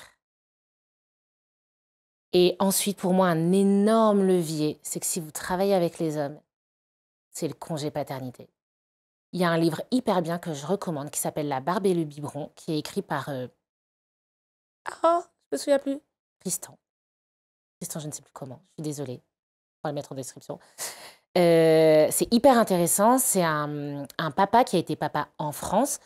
Sa compagne est suédoise. Ils ont eu un premier enfant en France, puis ils sont partis en Suède et ils ont eu leur deuxième enfant en France. Et en Suède, tu as, je crois, 10 mois à diviser entre les deux parents, 3 et le reste, tu fais comme tu veux. 4 pour l'un, 4 pour l'autre, etc. Et sa compagne lui dit « Je veux qu'on fasse moite-moite ». Lui, il allait probablement avoir une promotion et il s'est retrouvé dans la situation de devoir annoncer sa grossesse. Quand est-ce que je l'annonce, avant ou après la promotion? Et en fait, le congé égalitaire, c'est pas juste parce que les mères doivent se remettre physiquement. Bien sûr. Et pour se remettre physiquement, il faut quelqu'un aussi à côté qui puisse gérer le reste. Mais se remettre physiquement, c'est aussi pouvoir aller au boulot à un moment donné avec quelqu'un de confiance qui gère de son côté l'enfant. Et ensuite, de là, s'installe une égalité dans les sociétés parce que tu sais que quand tu emploies un homme ou une femme, ils vont être absents la même durée. Et tu sais aussi que... il n'y a pas d'avantage qui est créé. Il n'y a pas d'avantage dans un sens ou dans un autre. Et le père, le coparent, vit seul avec son enfant, découvre ce que c'est la parentalité quand tu es solo et que l'autre est au boulot. Et donc forcément, il y a aussi une égalité dans les couples qui s'instaure naturellement sans que ce soit une théorie qu'on aborde. Merci de dire ça. On le diffusera à fond sur LinkedIn, on le shortera, Très bien. On le diffusera à un maximum de monde. Merci de dire ça. Merci de porter ces messages. Je suis merci pour cet espace. Si heureuse d'entendre ça. Et concrètement, pour reboucler avec ce que tu dis, j'ai vu ce reportage sur Netflix, justement. Alors, c'est pas une étude qui a été faite en France, il me semble, mais en tout cas dans un pays qui ressemble, je crois que c'était aux États-Unis, qui montre qu'en fait, les écarts de carrière ne se créent pas à l'embauche, qu'il n'y a pas tant que ça de discrimination à l'embauche, même s'il y en a, mais c'est pas ça qui explique majoritairement les écarts entre les femmes et les hommes. Ce qui explique majoritairement les écarts entre les femmes et les hommes, c'est l'arrivée du premier enfant, et ça ne fait que s'empirer avec chaque enfant qui arrive. Et donc, l'écart, tu le vois se décrocher. Et d'ailleurs, une femme qui n'a pas d'enfant a le même profil de carrière qu'un homme. Donc, ça montre bien que ce qui crée les inégalités, c'est davantage une inégalité face à la maternité, encore plus que au simple fait d'être une femme. Même si ça crée aussi d'autres choses. Mais en tout cas, le truc le plus flagrant, c'est vraiment le décrochage qu'il peut y avoir au premier enfant. Et après, tu rajoutes un divorce. Désolée pour la lignée, mais c'est clair. 2 enfants, un divorce, et là, tu flingues le pouvoir d'achat des femmes. Ouais, c'est clair. Parce que c'est prouvé pour les personnes qui ne le savent pas qu'au moment du divorce, les femmes s'appauvrissent. De toute façon, elles s'appauvrissent en couple. Oui, exactement. Titu Lecoq. Exactement. Il faudra l'inviter dans ce podcast. Ouais, je l'adore aussi, qui parle justement de ces inégalités et qui a démocratisé qui sait déjà les pots de yaourt, qui est de se dire que quand dans un couple, le mec qui a un petit plus, en fait, il va payer tout ce qui coûte cher. C'est-à-dire la voiture, le prêt de la maison, mais au final, quand ils se séparent, il part avec un bout de la maison, voire toute la maison, et puis la nana, elle a payé toutes les courses et les consommables, et donc elle part avec ses pots de yaourt. Exactement. Ça, c'était trop bien. J'ai adoré qu'elle nous démocratise ça. La dernière partie de ce podcast consiste à partager une difficulté que tu as vécue et que tu as surmontée ou que tu es en train de surmonter. Tu parlais de ta colère, par exemple, ça peut totalement être ça, mais ça peut être autre chose. L'idée derrière ça, c'est de se dire qu'on est sur le divan des patronnes et qu'on a toujours envie de se montrer son côté patronne, mais rarement son côté divan. Et pourtant, c'est celui qui est le plus vulnérable et parfois le plus intéressant, parce que c'est au travers de ses propres échecs qu'aussi on apprend. Et en partageant nos propres échecs, même si c'est inconfortable, on aide d'autres personnes à soit ne pas les vivre, soit se sentir moins seules. Et ça, je trouve que c'est hyper important. D'ailleurs, ça reboucle aussi avec ton podcast qui s'appelle... Véritablement vrai. Véritablement vrai, et qui, pour moi, est en parfaite résonance avec le fait d'être vrai dans les aspects positifs comme dans les aspects négatifs. D'ailleurs, je vous invite à regarder l'épisode qu'on a fait avec Charline dans ce même endroit. Tout à fait. Et du coup, ma question est, est-ce que tu veux bien nous partager une difficulté, un challenge que tu as rencontré récemment ou moins récemment, comme tu veux? J'en ai plein. J'en ai partagé plein et du coup, je sais même plus dans quel je vais parler. Franchement, j'ai l'impression d'avoir tout le temps des difficultés parce que j'ai tout le temps des doutes dans ma tête. Tu doutes souvent? Je doute. Franchement, de toute façon, ça se regroupe. Okay. Je doute souvent. Comment dire? En fait, je manque de confiance. C'est pas dans le sens que ça me freine, mais c'est dans le sens que ça me coûte. Ouais. Et je sens que je suis encore... je sens que le jugement des autres peut encore me freiner. Et ça m'énerve. et pour le coup, je te partage ça, sachant que je n'ai pas fini de travailler là-dessus. Ouais. Je suis dans un grand tumulte en ce moment de remise en question, j'ai l'impression de restructuration mentale. Ouais. tu vois, de comment je me positionne, qui j'ai envie d'être, tout simplement pour vraiment être heureuse dans ce que je fais. On a parlé, être heureuse dans ce que tu fais. Est-ce que c'est ça ton ambition? Oui, ça c'est ouf que j'ai réfléchi. Tu sais que je ne connaissais pas la phrase, c'est John Lennon là, qui disait ça, non? Ma maîtresse m'a demandé ce que je voulais faire dans la vie, j'ai dit être heureux, et elle m'a mis 0, un truc comme ça. Je ne connaissais pas cette phrase, mais moi je me souviens que quand j'étais enfant, c'est ce que je disais, tu veux faire quoi? Je veux être heureuse. Et c'est ouf parce que j'ai comme l'impression d'avoir été prise au piège. J'ai lancé les réseaux avec 0 ambition et avec beaucoup, beaucoup de joie. Ça s'est professionnalisé avec plaisir. Ça a été une heureuse surprise parce qu'aujourd'hui, j'ai la chance de pouvoir faire, d'avoir différentes casquettes. Tu vois, aujourd'hui, je ne sais pas si... il y a quelques années, je disais, je ne serai jamais sage-femme toute ma vie, c'est pas possible, c'est trop fatigant, là, là, là. Et aujourd'hui, grâce à ce que je fais sur les réseaux, je me sens capable de rester sage-femme toute ma vie parce que je fais différentes choses. Mais comme ça s'est professionnalisé, j'ai commencé à me mettre de la pression et commencé à... Et pareil, au plus t'as d'audience, enfin, moi, j'ai été très vite submergée par l'audience. Je me disais, si un jour j'ai 1000 abonnés, ce sera super. Je me suis lancée quelques mois avant le confinement, c'était pas prévu, je ne savais pas qu'il allait y avoir un confinement, mais quand tu te lances sur la santé quelques mois avant que la France entière soit arrêtée et sur les écrans et qui s'intéresse à la santé, bref, c'était extraordinaire. Et donc, j'ai eu très vite 10 000 abonnés en quelques mois. J'étais submergée, alors que ça se passait super bien, les gens étaient adorables, mais moi, je voulais répondre à tout le monde, etc. Et aujourd'hui, c'est comme si j'ai l'impression que tout à coup, les gens ont des attentes envers moi que je dois remplir, qu'ils attendent de moi d'être sage, d'être gentille, d'être bienveillante, d'être nuancée, d'être ce que je suis foncièrement, mais pas que, en fait. Et en même temps, je me dis, oui, mais Charline, sur les réseaux, là, je te vomis toutes mes interrogations. Je suis désolée. Mais Charline, sur les réseaux, tu n'es pas obligée d'être toi à part entière. Tu peux juste être une partie de toi. Donc, je suis une partie de moi sur les réseaux, mais il y a un truc qui me manque sur les réseaux. Et j'ai envie d'être un peu moins sérieuse. Là où c'est parfois compliqué, et pour une femme, et en plus, je parais plus jeune que l'âge que j'ai. Et en plus, je suis professionnelle de santé, donc j'ai quand même envie de visuellement qu'on me fasse confiance, quoi, paraître légitime. Et donc, j'ai voulu, je pense, être un peu sérieuse, sauf que foncièrement, oui, je le suis, mais vraiment pas que. En fait, j'ai envie de me marrer et j'ai pas envie de me faire chier. Et j'ai envie que si je meurs demain, je me suis dit, OK, je me serais bien marrée, tu vois, avant tout. Et parfois, j'ai peur en fait, quand ça commence à fonctionner, tu te mets des objectifs. Et dans les objectifs, tu perds parfois ton... En fait, j'ai principalement envie de me marrer. La Charline qui se marre, elle ressemble à quoi? La Charline qui se marre, elle fait quoi? Alors, la Charline qui se marre, elle danse beaucoup sur n'importe quel type de musique, que ce soit du Beyoncé, que ce soit du classique, que ce soit de la musique de danse intuitive. La Charline qui se marre, elle fait des blagues de beauf à fond, chose que je ne fais jamais sur les réseaux. Mais moi, je suis ch'ti, je suis nordiste et j'adore les blagues de beauf, j'adore les blagues de cul. Mais comme je parle de l'intime, c'est tellement des sujets touchy que tu vois, parfois j'ai un peu envie de me marrer, de dire touch, de ah mais Charline, attends, on doit dire les mots, on doit dire vulve et vagin. Mais moi, dans la vie, j'aime bien dire touch. Ou j'aime bien, tu vois, je suis la première à te dire, il est où mon stylo dans ton cul? Voilà, ça me fait marrer.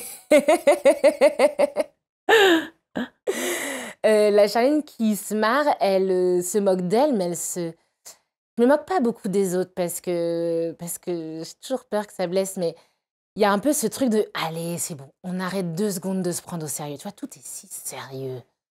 Mais en même temps, je respecte les personnes qui me suivent. En fait, il y a tellement de femmes qui ont vécu des traumas, des injustices, etc., que presque par respect pour elles, j'ai du mal à apporter ma légèreté. Mais le truc, c'est que du coup, je me retrouve à être très grave et je trouve ça parfois un peu triste. Et il suffit que je reçoive un jour, j'ai fait un truc un peu léger sur les déchirures périnéales. Mon travail est un challenge de chaque jour. Complètement. Et j'ai reçu un commentaire, mais qu'un seul, c'est vrai, vous prenez ça à la légère, mais c'est pas drôle. Et c'est là où je déclenche mon empathie. Elle vient un truc, machin, mais voilà. Pour faire court. Ouais, ok, super intéressant. Je partage énormément ce que tu dis et la question est que je me pose à moi, mais du coup que je te partage, et on va probablement, pour les personnes qui nous écoutent, ne pas aboutir à une solution, mais juste essayer de cheminer et de partager ces questions qu'on peut avoir. La question est, ce qui nous a emmenés là était le bonheur, le plaisir de créer du contenu et ou d'entreprendre de manière générale. À partir du moment où c'est devenu quelque chose de productif, avec des objectifs, avec des attentes, on a perdu du plaisir. En tout cas, moi, ça a été une période et ça a été mon cas aussi. Et la question que j'ai envie qu'on se pose là, si tu es OK d'y répondre, c'est comment est-ce qu'on peut... quel est le mini pas à faire pour réintroduire du plaisir et de la légèreté? Je vais me poser la même question pour moi. Écoute, je pense que... déjà, je pense que je suis en chemin. Et est-ce que toi aussi avec ce podcast? Mais tu vois, c'est ce qui m'a donné envie de relancer mon podcast et de faire des épisodes solo, ce qui est un défi pour moi, Nina, mais de taré. Trop bien.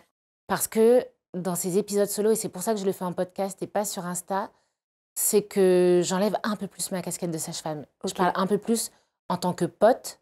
Mais comme j'ai mes connaissances, je les partage. Mais je vais être un peu plus rentre dedans, tu vois, un peu plus, je sais pas, par exemple, sur les douleurs pendant les rapports. Bon, les meufs, c'est bon, là, on va arrêter. On va arrêter de subir. Tu dis, oh, ça va, j'ai un peu mal au début, mais ça va. Stop. Là où, en tant que sage-femme, je vais être beaucoup plus englobante parfois, tu vois. Même sur le ton de ma voix, je vais parler plus... Et en fait, c'est ce que je fais en lançant, tu vois, enfin, ouais, là, il faut que je le lance. Stop, Charline. C'est ce que je fais en lançant mon podcast. Surtout ces épisodes solo où parfois je vais parler de toute autre chose. Bon, les filles, j'ai regardé Love is Blind et on est d'accord que là, je sais pas ce que vous en avez pensé, mais moi, il faut que j'en parle. Tu vois, le truc, je me dis, mais les gens s'en foutent. Mais moi, ça me fait plaisir. Et c'est ça mon pas, en fait, qui pour moi est un énorme pas, en vrai. Merci de partager ça. C'est ce que je ressens aussi. C'est marrant parce qu'on s'est rencontrés aussi sur ça et j'ai le sentiment aussi de vivre aussi ça dans le divan des patronnes. Et ma question est, du coup, est-ce que cette stratégie, ce que tu fais en reprenant ton podcast que tu avais déjà créé et que j'invite encore une fois les auditrices qui nous regardent et qui nous écoutent à aller le voir, est-ce que c'est cette idée de se dire, on va créer un bac à sable dans lequel on va recréer de la créativité de trucs qui vont marcher et pas marcher. Et il y a cette idée de personne va le regarder. Donc je le mets pas sur Instagram. C'est un peu comme les créateurs de contenu, tu sais, qui ont une chaîne secondaire dans l'objectif de retrouver le plaisir des débuts et en espérant que personne ne regarde parce qu'en fait ils vont juste expérimenter des trucs et si ça se trouve se foirer et en fait ils ont pas envie d'y mettre l'enjeu qu'il y a quand on a des grosses communautés et juste créer un bac à sable. C'est exactement ça. Et en plus de jouer dans mon bac à sable, c'est que je suis soignante. Donc, quand je suis en face de personnes dans mon travail de sage-femme, je donne. Certes, je reçois, parce que quand on donne, on reçoit. Mais en vrai, je donne. J'ai donné beaucoup en écrivant mon livre. Ça a été beaucoup d'énergie. Je donne chaque jour sur les réseaux sociaux. Et même si je reçois, je me rends compte que ma balance n'est pas du tout équitable. Et que je suis arrivée à un stade de ma vie où j'ai de manière urgente besoin de recevoir. C'est urgent. Et le truc, c'est que la création, la créativité, c'est vraiment un truc qui me nourrit. Je me suis remise à faire un peu de peinture, je fais du coloriage, ce genre de truc. Mais je sais pas pourquoi j'ai besoin de le partager sur un podcast, ces épisodes. Franchement, je pourrais très bien le faire pour moi. Mais j'essaie de me dire, effectivement, c'est mon bac à sable. Vous avez le droit de venir, mais c'est le mien, c'est mes jouets. Et vraiment, et ça va être un challenge, le plus gros challenge pour moi, ça va être de penser à moi sur cet endroit. Et c'est ce que j'ai fait quand je t'ai invitée, c'est que je t'ai posé les questions que j'avais envie de te poser. Je me suis pas dit, est-ce que les auditrices, elles vont trouver ça intéressant? Est-ce que les auditrices, elles vont ressortir avec telle information? Moi, Charline, j'ai envie de parler à Nina et ça me fait plaisir. Et s'il y a même 0 personne qui l'écoute, j'aurais passé un super bon moment. Et en fait, de revenir sur ces choses-là. Et le risque, c'est que si ça commence à fonctionner et que tout à coup, je commence à comparer les épisodes les uns aux autres, ah bah donc c'est ça, qui fonctionne et patati et patata. T'as un plan pour te prévenir de ça? Parce que je suis exactement dans la même situation. Bah, je trouve que c'est plus simple de ne pas regarder les chiffres sur les podcasts. Ok, on regarde pas les chiffres. Qu'est-ce qu'on peut mettre d'autre comme... Moi, je me suis écrit un manifeste. Ok. Et dans ce manifeste, je peux peut-être t'en lire une partie. Dans ce manifeste, il y a, Nina, tu écris, tu fais ce podcast pour toi, donc c'est vraiment dans le lancement du projet, ça s'appelle Note à moi-même. Ce qui m'a emmené ici, c'est la création de contenu. Je partageais ce que j'apprenais, là où je foirais, mon histoire, et les gens ont aimé. Dizaines de centaines, puis des milliers, puis des centaines de milliers. Je créais, j'étais 100% alignée, 100% vulnérable. Sauf qu'à mesure que ma boîte a grandi, je suis devenue la queen. Je me voyais comme un modèle de réussite. Je sentais qu'on regardait ce que je faisais. J'avais la pression pour échouer. Si je faisais un post nul, j'allais perdre en crédibilité. Ouais. Devant ma communauté, mais aussi devant mon équipe. Si j'avais un bad buzz qui faisait foirer la boîte, je n'étais plus la seule dans le bateau. Plus de réussite égale plus de pression, à tel point qu'à un moment, j'ai arrêté de dire des vraies choses et j'ai voulu coller à l'image de la personne, non pas que j'étais, mais celle que je voulais incarner, tu vois. Et en fait, la fin de ce manifeste, elle est juste... En fait, ce système, déjà, il est mauvais pour moi, il est mauvais pour les gens, parce que c'est pas la vraie toi. Viens, on essaie de essayer de trouver un truc cool. Et la fin, c'est... Finalement, Nina, le divan des patronnes, tu le crées parce que tu veux... Et donc là, j'ai mis mon manifeste, genre, je veux partager ce que j'apprends, je veux partager des vécus communs, je veux déconstruire des systèmes et comprendre des systèmes. Et ce manifeste, c'est la première fois que je me remets dessus. Mais je trouve que c'est... Enfin, ça montre à quel point j'ai peur de repartir dans une dynamique. Et c'est ça que j'ai envie de te partager, parce que on a, encore une fois, les personnes qui nous écoutent, on n'a pas de réponse. Mais c'est un peu le garde-fou aussi. Les personnes avec lesquelles je travaille sont très briefées. Mais en fait, je me rends compte à quel point, naturellement, je peux redevenir la performeuse, quoi. Et vouloir être la performeuse. Moi, comme j'apporte du savoir médical, c'est dur de dire qu'on ne sait pas. Ouais. Okay. Et pourtant, dans mon cabinet, je le dis hyper facilement. Hyper intéressant. Mais pour beaucoup, quand même, encore, ah bah si ça, elle ne sait pas. Je sais mais moi, je trouve que c'est une richesse de savoir ce que je ne sais pas, tu vois, et de savoir où chercher les infos. Et c'est mieux que de ne pas savoir et de dire que tu ne sais pas plutôt que d'inventer et de faire semblant de savoir. Et donc, c'est vrai que dans mon podcast aussi, en invitant des personnes, j'ai aussi envie, moi, d'apprendre des choses. Tu vois? De ne pas être que celle qui apprend aux autres. Ouais. J'ai envie d'apprendre des choses. Tu vois, quand on a échangé, oui, j'ai appris sur toi, mais voilà, ne serait-ce que quand tu as parlé du community manager, je me suis dit, OK, ça, c'est une clé pour moi, Charline. En fait, je l'apprends, ça résonne pour moi. Et en fait, c'est ça, c'est quand je dis que mon podcast, il est pour moi, c'est que vraiment, chaque épisode doit me faire du bien. Chaque invité doit, entre guillemets, enfin, sera invité s'il m'apprend quelque chose. Tu vois? C'est que j'ai envie d'apprendre quelque chose de cette personne, dans ce sens-là. Et donc, tes curseurs de réussite ne sont plus les écoutes? Oui. Mais? Ma boussole interne, quoi. Le fait d'avoir appris? Et le fait d'avoir appris, ouais. D'avoir passé un bon moment. Eh ben, je pense que c'est une très belle phrase pour clôturer cet épisode. Merci beaucoup, Charline, pour ce que tu as partagé. Est-ce que, avant qu'on se sépare, ce que j'adore, c'est... une des valeurs fortes pour moi, c'est l'apprentissage. Et ce qui favorise l'apprentissage, c'est le fait de se remémorer des choses.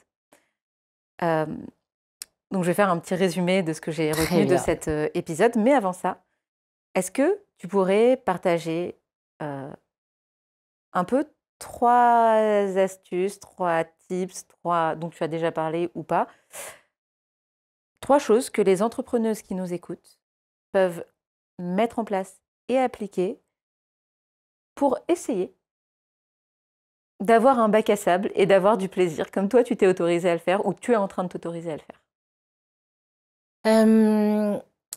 Là, c'est la pro de santé qui va parler, mais pour moi, avant de faire quoi que ce soit, ça passe par le sommeil.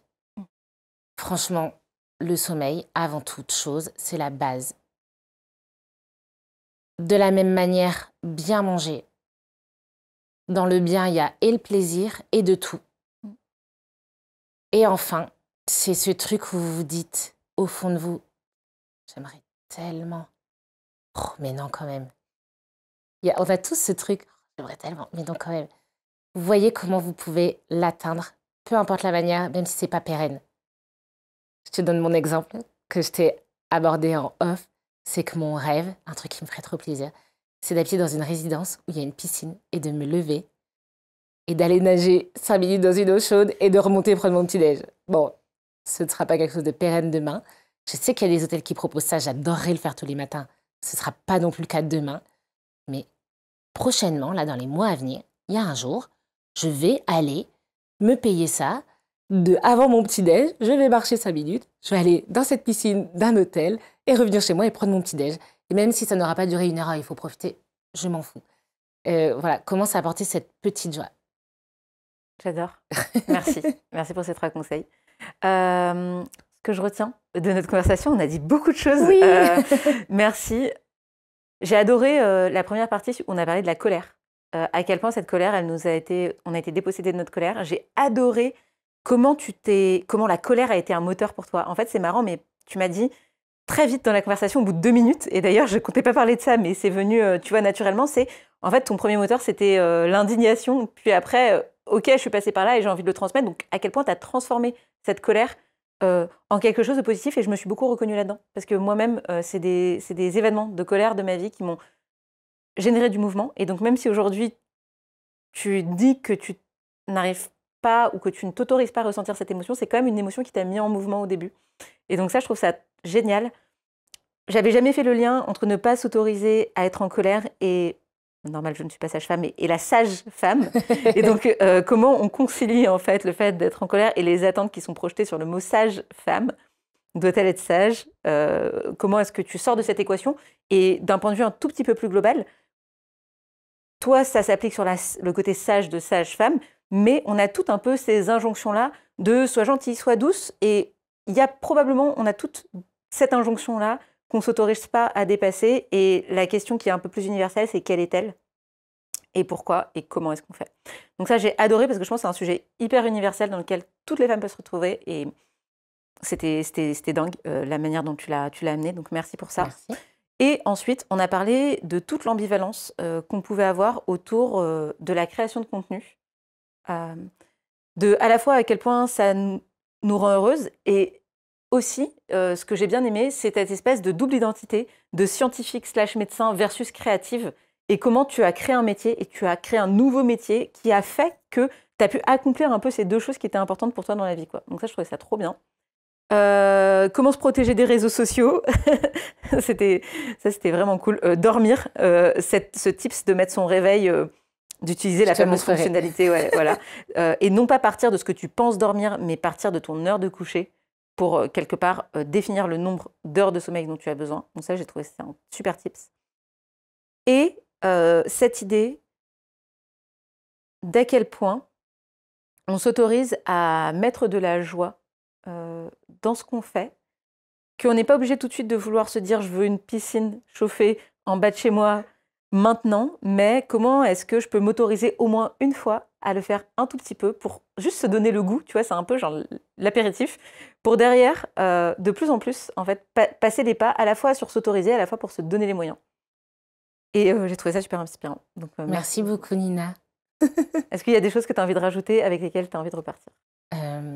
Non, juste te remercier pour cet échange. Un grand merci. Avant qu'on se sépare, j'aimerais t'offrir un objet qui est très important pour moi. Et je sais que c'est un objet qui est important pour toi parce que je t'ai vu arriver avec. Et l'objet en question, c'est un carnet. Ah, je pensais que c'était des livres. C'est un carnet. Ils sont trop beaux. En plus, je les ai vus quand tu les as posés tout à l'heure. C'est des livres, c'est des carnets qui sont sous forme de livres et en fait qui sont vides à l'intérieur, donc tu peux les lire. Et en fait, je trouve qu'un carnet est un outil génial à la fois pour prendre soin de soi, pour écouter ses pensées, pour noter des choses de manière productive, pour être créative. Bref, c'est le meilleur espace et surtout un espace où on est déconnecté. J'adore.